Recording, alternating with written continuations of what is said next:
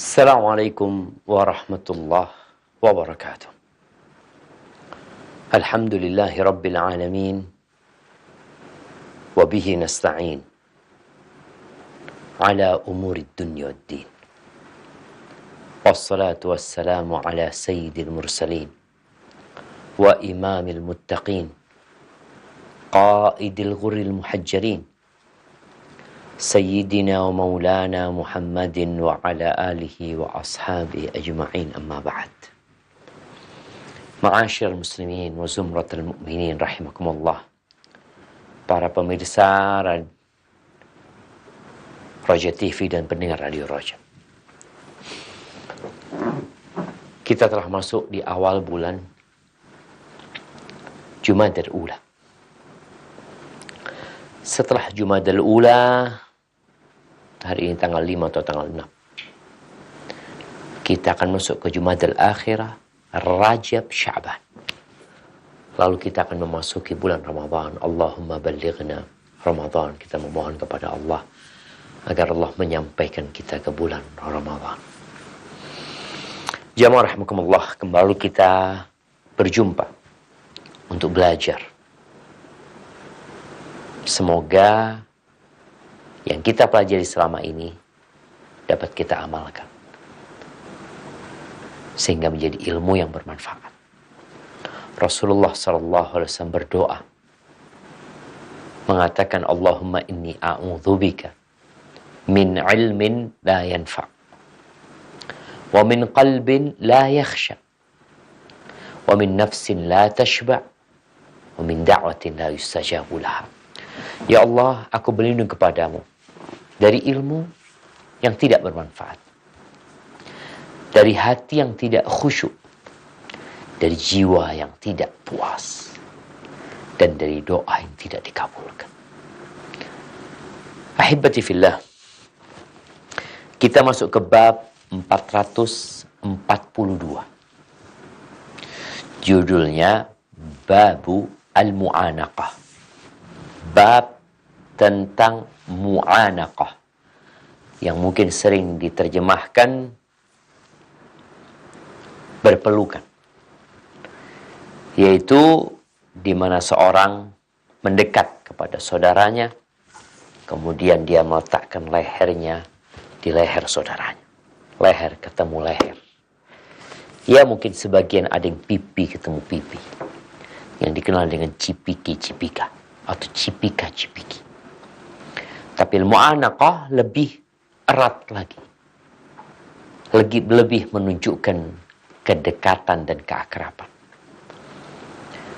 Setelah kita membahas tentang bab al-musafah, bab tentang berjabatan tangan, bagaimana sekarang bab al-mu'anaqah ini?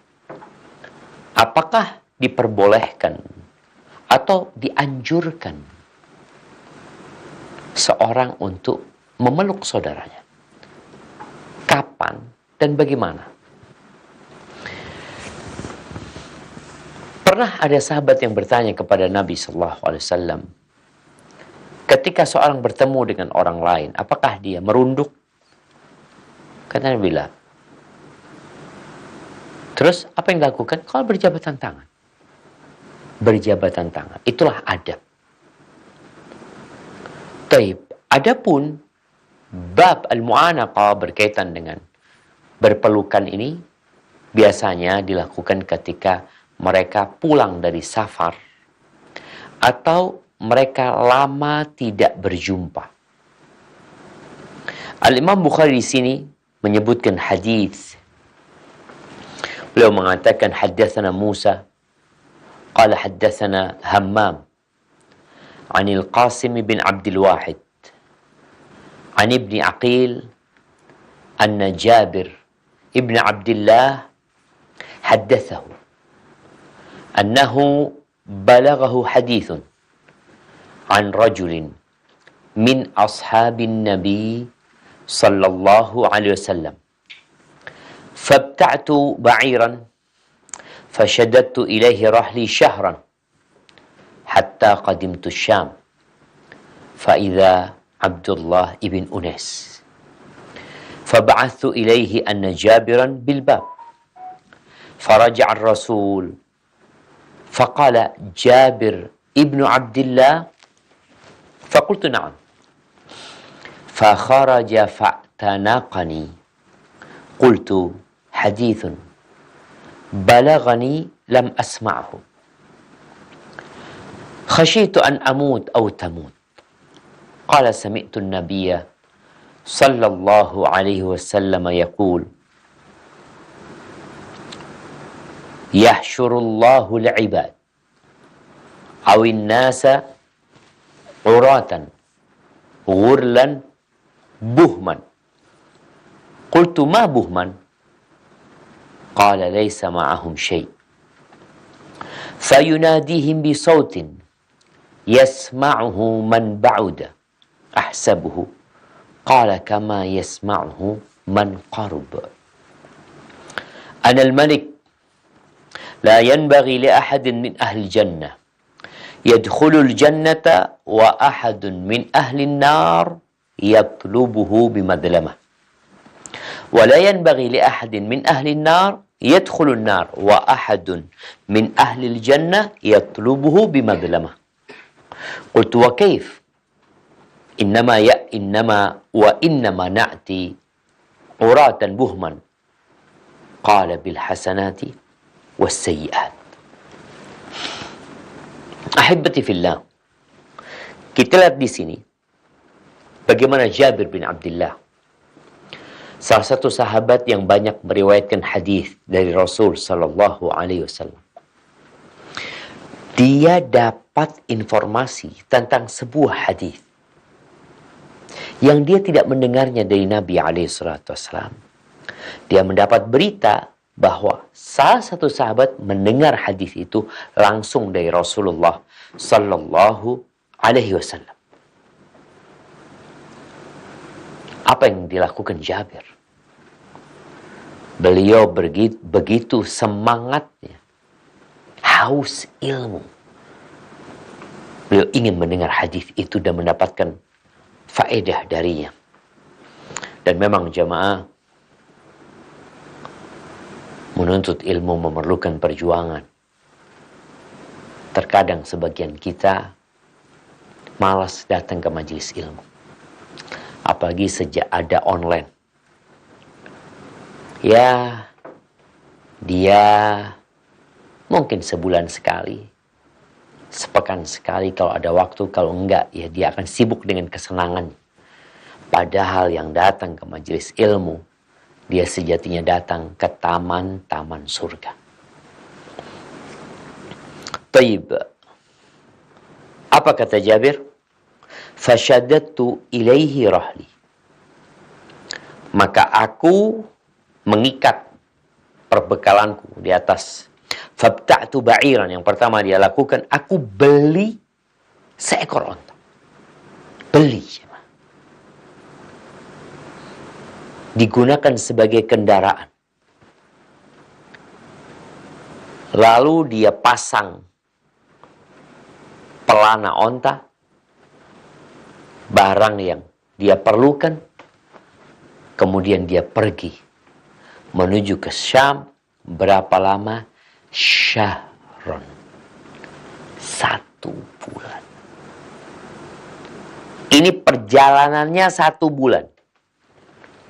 Sebagian kita sekarang 15 menit nyampe, 1 jam nyampe, 3 jam nyampe, 5 jam, 8 jam, 10 jam. Dia sudah sampai ke tempat kajian. Tapi dia nggak datang. Yang dekat aja nggak datang, apalagi yang jauh. Bayangin ya, bagaimana para sahabat Nabi benar-benar menghayati, merenungkan, memikirkan pahala perjalanan menuntut ilmu. Perjalanannya doang itu sudah berpahala. Man salaka tariqan yaltamisu fihi ilman sahhalallahu lahu bihi tariqan ilal jannah. Barang siapa yang meniti jalan menuntut ilmu, maka Allah akan mudahkan bagi dia jalan menuju ke surga. Terus, man kharaja fi talabil ilmi fahuwa fi sabilillah hatta yarji. Barang siapa yang keluar menuntut ilmu, maka dia berada di jalan Allah sampai dia pulang. Nggak main-main, jemaah.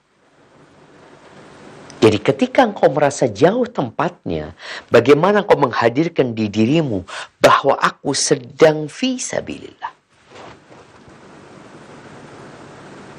Renungkan bahwa perjalananmu sejatinya adalah perjalanan menuju ke surga Allah Azza wa Jalla. Karena Allah akan mudahkan baginya jalan menuju ke surga.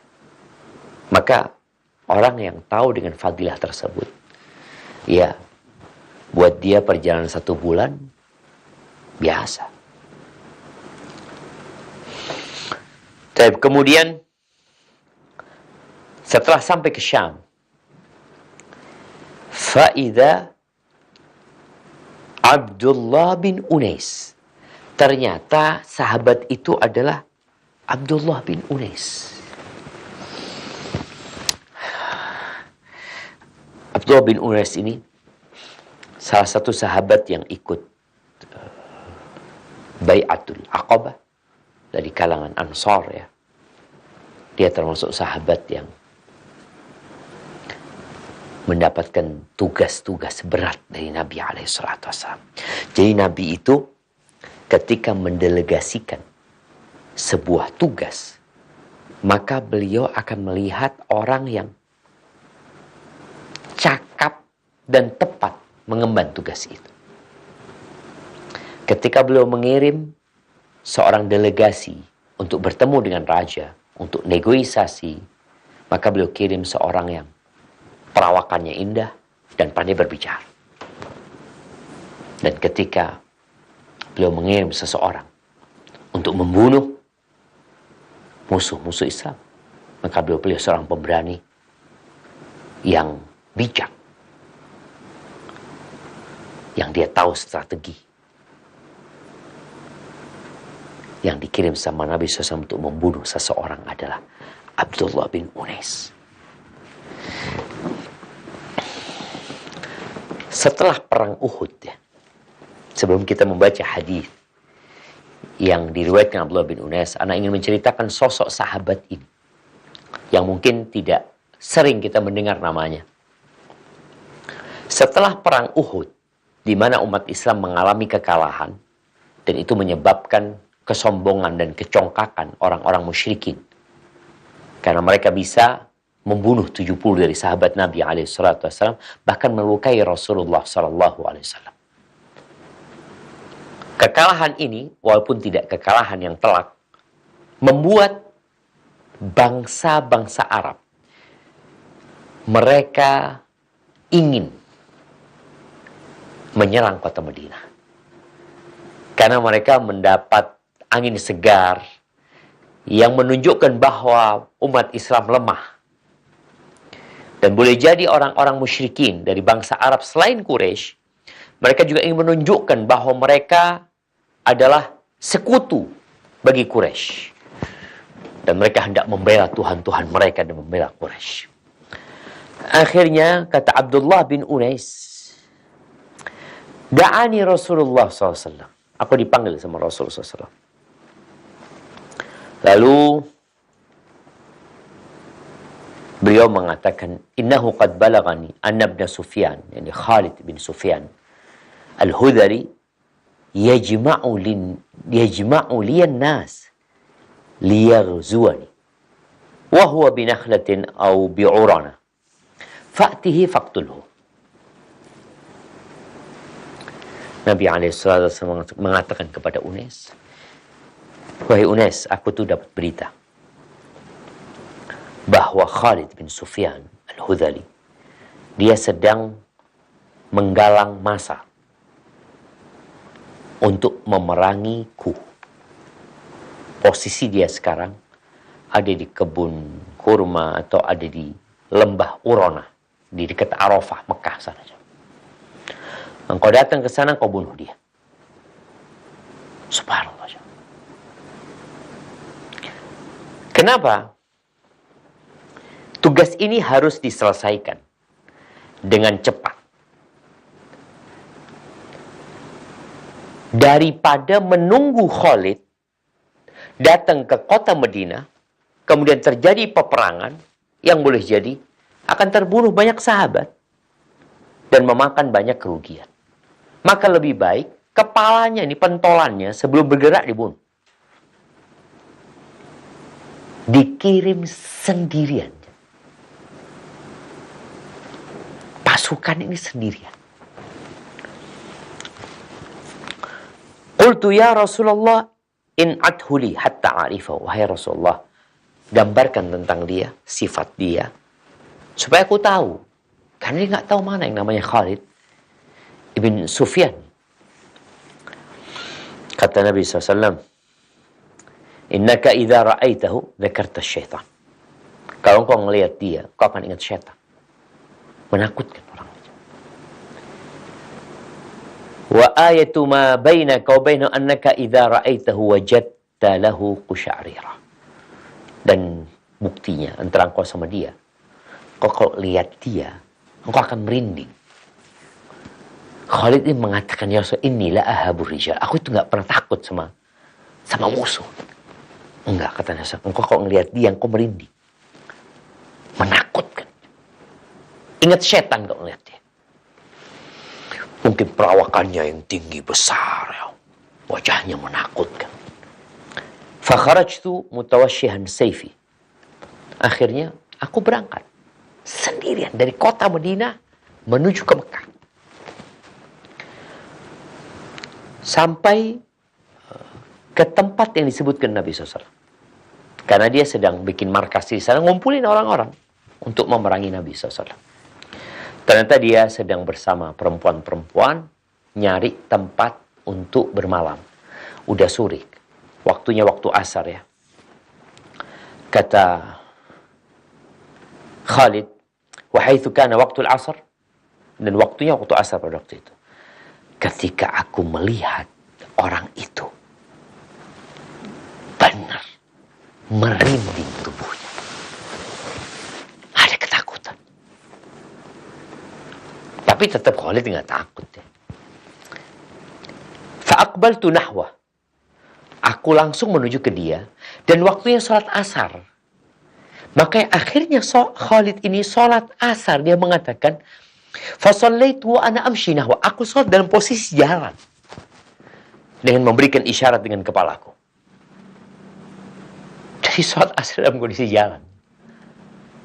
Karena kondisinya perang. Bukan kondisi normal. Ketika aku sampai kepada dia, dia bertanya, manir rajul? Siapa engkau? Qultu rajul minal Arab. Aku salah satu dari bangsa Arab yang mendengar engkau sedang mengumpulkan massa untuk memerangi orang itu. Maka aku datang untuk itu. Qala ajal. Ya betul, aku sedang melakukan itu. Famasyaitu ma'ahu. Akhirnya aku jalan bersama Khalid ibn Sufyan ini. Jalan mulai enak obrolannya ya, mulai saling berbagi bait-bait syair disebutkan ya. Tahu-tahu ketika sudah enak, mulai lengah Khalid ini, aku ambil pedangku, aku bunuh dia. Dibunuh. Thumma kharajtu. Dan aku keluar, pergi, meninggalkan Khalid. Di beberapa ayat dibawa kepalanya dia sebagai bukti pada Nabi SAW. Akhirnya perempuan-perempuan itu pada nangis dan Khalid pergi. Ya perjalanan panjang ya. Bukan sehari dua hari. Ketika dia sampai kota Madinah, Nabi SAW melihat Khalid aflahal wajh. Ini wajah orang yang membawa keberuntungan gitu lah. Lalu dia mengatakan, qataltuhu ya Rasulullah. Aku telah membunuh dia. Maka Nabi mengatakan SAW, sadaqta. Benar. Thumma qama bi fa'adkhalani baitah. Kemudian masuk ke rumahnya. Dan aku disuruh masuk sama Nabi SAW. Aku dikasih tongkat sama Nabi SAW. Engkau pegang tongkat ini di sisimu, wahai Abdullah bin Unais. Fakharajtu biha 'alan nas. Aku bawa tongkat itu. Maka bertemu dengan orang-orang. Orang tanya, tongkat apa ini? Aku dikasih Nabi SAW. Aku disuruh pegang dia. Loh, engkau nggak tanya buat apa? Maka kemudian kembali menjumpai Nabi SAW. Fakultu ya Rasulullah, kenapa engkau berikan kepada aku tongkat ini? Sebagai tanda antara aku sama engkau pada hari kiamat. Dia punya tanda yang dia akan bawa pada hari kiamat. Inna aqalan nas al-mutakhassirun. Sesungguhnya yauma idzinnya, orang yang paling sedikit pada hari kiamat itu adalah orang-orang yang bersandar menggunakan tongkat ya, atau bersandar memegang pinggulnya ya, disebut mutakhassir. Maka sama Abdullah bin Unais, tongkat itu diikat sama pedang. Terus dia bawa kemanapun dia pergi. Sampai ketika dia mati, dia minta dimasukkan di dalam kafannya dia. Hadis yang diriwayatkan oleh Imam Ahmad bin Hanbal rahimahullahu ta'ala. Itulah salah satu sahabat yang diutus oleh Nabi SAW untuk membunuh musuh sendirian, Abdullah bin Unais. Disinilah kita cerita nih. Ternyata yang mendengarkan hadis dari Nabi SAW tentang kejadian di hari kiamat itu adalah Abdullah bin Unais. Faba'athu ilaihi anna Jabir bil bab. Maka kemudian dia menuju ke rumahnya Abdullah bin Unais di Syam situ. Lalu dia kirim orang sampaikan kepada Abdullah bin Unais, ada Jabir di pintu. Nggak masuk Jabir. Nungguin di pintu. Lalu yang diutus ini disuruh tanya sama Abdullah bin Unais, siapa Jabir, siapa ini? Jabir bin Abdullah. Kembalilah utusan ini. Jabir bin Abdullah, engkau ini Jabir bin Abdullah? Karena Jabir bin Abdullah di Madinah gitu loh. Kok tahu-tahu ada di depan pintu rumahnya. Fakultu na'am, iya betul. Lalu akhirnya Abdullah bin Unais ketika tahu yang datang adalah Jabir bin Abdullah, dia keluar jamaah. Fa'tanaqani. Maka aku dipeluk ya oleh Abdullah bin Unais. Jadi biasanya tadi mereka saling memeluk itu. Ketika rindu tentunya, lama nggak jumpa. Ahibati fillah. Qultu, akhirnya Jabir ngomong. Menyampaikan maksud kedatangan dia. Hadithun balagani lam asma'hu. Ada sebuah hadis yang sampai kepadaku dan aku belum mendengar hadis itu. Khasyitu an amut aw tamut. Aku ini melakukan perjalanan panjang karena aku khawatir. Boleh jadi aku yang mati duluan atau engkau yang mati duluan. Apa urusannya jemaah? Oke, Jabir mati nggak dengar hadis itu. Atau Abdullah bin Unais mati, Jabir tidak mendengar hadis itu juga. Ketika seorang tidak faham dengan fadilah ilmu, maka mungkin dia akan berpikir yang dilakukan Jabir bin Abdullah sia-sia. Apa sih cuma satu hadis? Yarfa'illahu alladhina amanu minkum walladhina utul ilma darajat. Allah itu mengangkat derajat orang-orang beriman di antara kalian. Dan yang dikasih ilmu beberapa derajat lagi jemaah.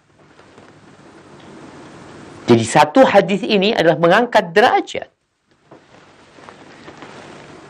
Ahibati fillah. Maka kemudian Abdullah bin Unais menyampaikan, Sami'tun Nabiyya sallallahu alaihi wasallam yaqul. Aku mendengar Nabi Muhammad sallallahu alaihi wasallam bersabda, Yahsyurullahu al-ibada awin nasa, Allah kelak akan menghimpun hamba-hamba atau manusia dalam kondisi uratan, ghurlan, buhman. Kalimat urah artinya telanjang. Mereka tidak berpakaian. Jadi manusia dikumpulkan di padang mahsyar itu dalam kondisi tidak berpakaian. Gak ada ceritanya orang mau gaya dengan pakaian. Sekarang yang terjadi di masyarakat ya, mereka peduli dengan outfit dia, pakaian dia, jam dia, penampilan dia. Nanti di hari kiamat engkau akan dibangkitkan dalam kondisi telanjang. Gak ada baju yang kau pakai.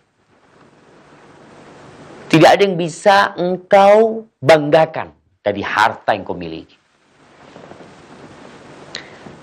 Di riwayat lainnya, Aisyah radhiyallahu taala anha mendengarkan Nabi SAW juga bersabda. Sama sabdanya kira-kira. Ketika Nabi menyebutkan sallallahu alaihi wasallam manusia dibangkitkan dan dihimpun dalam kondisi telanjang, Aisyah bertanya, "Ya Rasulullah, ar-rijalu wan nisa yanzuru ba'dhum ila ba'd?" Itu laki-laki dan wanita saling melihat. Apa kata Nabi SAW? Al-amru asyaddu min ayyahummuhum dhaka. Kondisinya sangat dahsyat, menakutkan. Orang nggak mikirkan untuk melihat kepada orang lain. Yang ada dalam benak mereka adalah dirinya, nafsi. Dia nggak akan lihat orang, dia sendiri telanjang.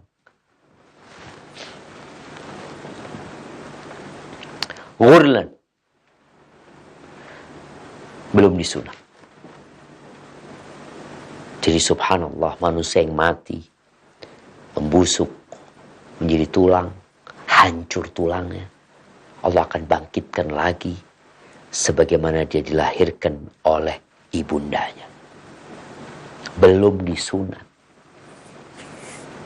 Allah Azza wa Jalla berfirman, kama bada'akum ta'udun. Sebagaimana Allah memulai kalian dalam kondisi belum disunat, begitu pula hari kiamat kalian akan dibangkitkan dalam kondisi belum disunat. Buhman. Nabi menyebutkan yang ketiga, mereka telanjang, belum disunat, buhman.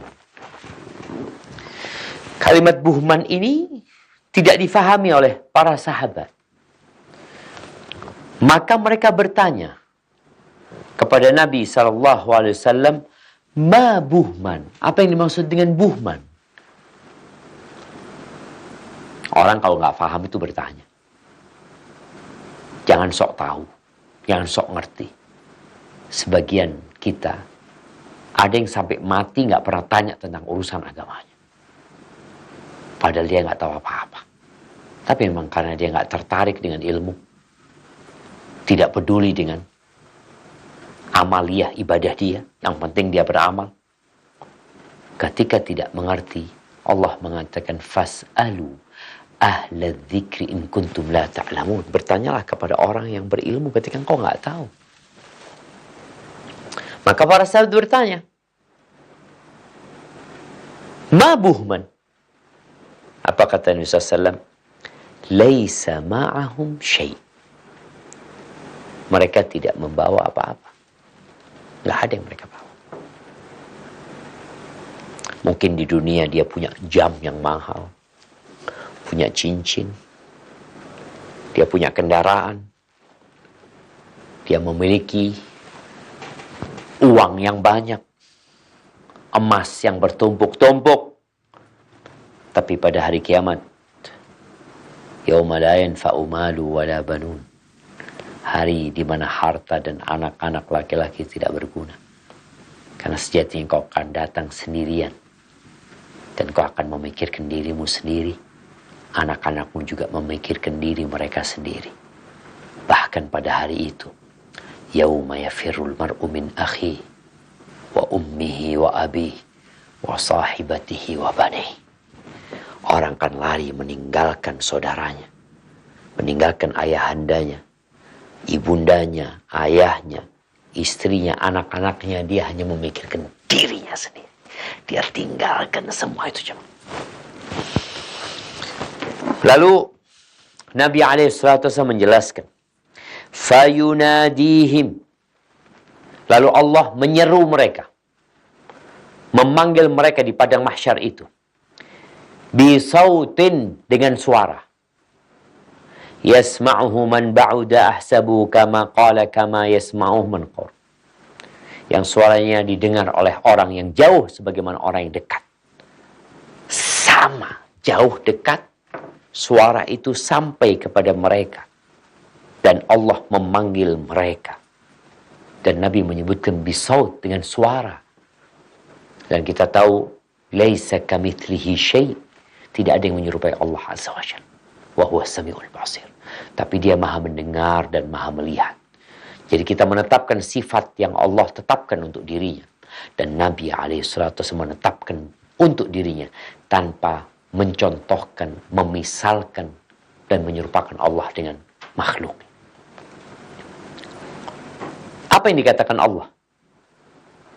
Apa panggilan Allah yang didengar oleh orang yang jauh dan dekat dengan sama? Anal Malik, akulah raja. Akulah pemilik yang sebenarnya.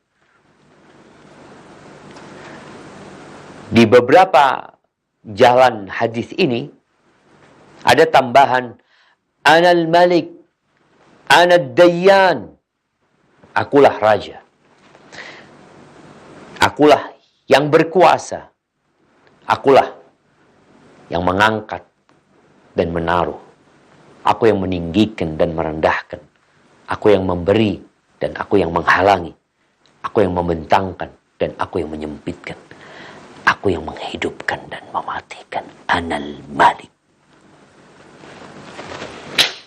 Allah menyebutkan di surat Ali Imran, ya, Qulillahumma malikal mulk tu'til mulka man tasha. Allah itu malikal mulk. Allah pemilik kerajaan. Allah pemilik kepemilikan. Manusia nggak punya apa-apa. Itu datang pada hari kiamat telanjang, nggak bawa apa-apa, nggak punya apa-apa kita sebenarnya siapa. Semuanya milik Allah Azza wa Jalla. Tapi sekarang nampak ada orang-orang yang menjadi raja, yang berkuasa, yang punya ini, punya itu. Dia punya mobil, PPKB atas nama dia. Dia punya tanah, SHM atas nama dia. Dia merasa memiliki. Padahal semuanya milik Allah. Maka pada hari kiamat tuh, ketika manusia dikumpulkan, Allah mengatakan Anal Malik. Di surat Ghafir ayat 16. Allah mengatakan limanil mulkul yaum. Milik siapa kerajaan hari ini? Lillahil wahidil qahar. Milik Allah yang esa, yang tunggal, yang maha perkasa. Di hadis yang lain Allah mengatakan Anal Malik, dan Allah bertanya, Aina mulukul ard? Mana raja-raja di bumi? Mana mereka? Gak ada. Malu orang mau ngaku raja. Baju aja gak punya. Gak bawa apa-apa. Yang ada dalam benak dia, dosa yang dia bawa mungkin. Dan adapun Anad Dayyan, artinya aku akan memberikan balasan atas semua perbuatan. Kalau itu kebaikan akan dibalas kebaikan. Kalau itu keburukan maka dibalas dengan keburukan. Lalu Allah mengatakan, La yanbaghi li ahadin min ahlil jannah yadkhulul jannah. Tidak pantas, nggak boleh ada seorang dari penghuni surga, dia masuk surga, wa ahadun min ahlin nar yatlubuhu bimadlamah. Sedangkan ada penghuni neraka yang pernah dizalimi sama dia. Dan belum dibalas. Jadi ada orang masuk surga, Allah masukkan dia ke surga dengan rahmatnya, tapi ternyata nih orang pernah menzalimin orang kafir umpamanya. Dan orang kafir itu dihukum masuk neraka. Allah akan tegakkan keadilan. Wa nadha'ul mawazinal qista yaumil qiyamah. Fala tudlamu nafsun syai'. Nggak ada yang dizalimin. Allah akan tegakkan timbangan-timbangan keadilan. Maka nggak akan ada orang masuk surga, kemudian ternyata ada satu penghuni neraka atau dua atau berapa yang pernah dizolimi oleh penghuni surga ini. Nggak bisa dia masuk surga. Selesaikan dulu urusan. Allah akan tegakkan keadilan. Ya, tentunya qisas. La yanbaghi li ahadin min ahli jannah yadkhul jannah. Dan tidak boleh ada seorang masuk surga. Nah, tunggu sebentar. Dan tidak boleh li ahadin min ahli nar. Tidak ada seorang yang masuk neraka, padahal ada penghuni surga yang sedang menuntut kezaliman yang dia lakukan. Ini orang sudah masuk neraka, divonis masuk neraka, tapi ada penghuni surga yang dizalimi sama fulan. Nggak bakal untuk orang masuk neraka lebih dahulu sampai diambil haknya orang itu. Qultu wa kaif? Aku bertanya, gimana? Wa inna mana'tillah uratan buhman. Kita datang pada hari kiamat telanjang, nggak bawa apa-apa. Kalau mungkin anak pernah ngambil uangnya fulan, terus anak mau bayarnya pakai apa? Yang menipu, yang korupsi, bayarnya pakai apa? Bil hasanati was sayyi'at. Dengan kebaikan dan keburukan. Itu alat tukarnya nanti. Ketika orang ini, dia penghuni neraka, dan dia pernah mendolimin satu penghuni surga, maka ditambahkan dosanya ke orang ini. Sehingga tambah berat siksa ini. Maka orang pada hari itu akan bakhil dengan kebaikannya. Jamaah. Orang tuanya mau minta, anaknya mau minta. Yang dia pikirkan adalah diri dia sendiri. Maka ahibati fillah, di bab ini dijelaskan tentang yang berkaitan dengan hukum berpelukan. Ya, antara laki sama laki, perempuan sama perempuan, atau antara orang tua sama anaknya, atau antara saudara dengan saudarinya, atau antara saudari dengan saudara dengan saudaranya. Itu diperbolehkan. Tapi tadi bukan sebuah rutinitas harian, tapi lebih kepada kondisi lama tidak berjumpa, baik karena safar atau karena memang semua sedang sibuk dengan kegiatannya masing-masing. Barakallahu fiik. Ini mungkin yang bisa kita kaji pada kesempatan kali ini. Hadis dari Abdullah bin Unais. Kita banyak mengambil pelajaran bagaimana Jabir bin Abdullah datang hanya untuk mendengarkan satu hadis, tidak datang untuk berdagang, tidak datang untuk jual beli atau ada urusan lainnya, hanya untuk mendapatkan hadis tersebut. Barakallahu fiik. Hada wallahu a'lam bissawab.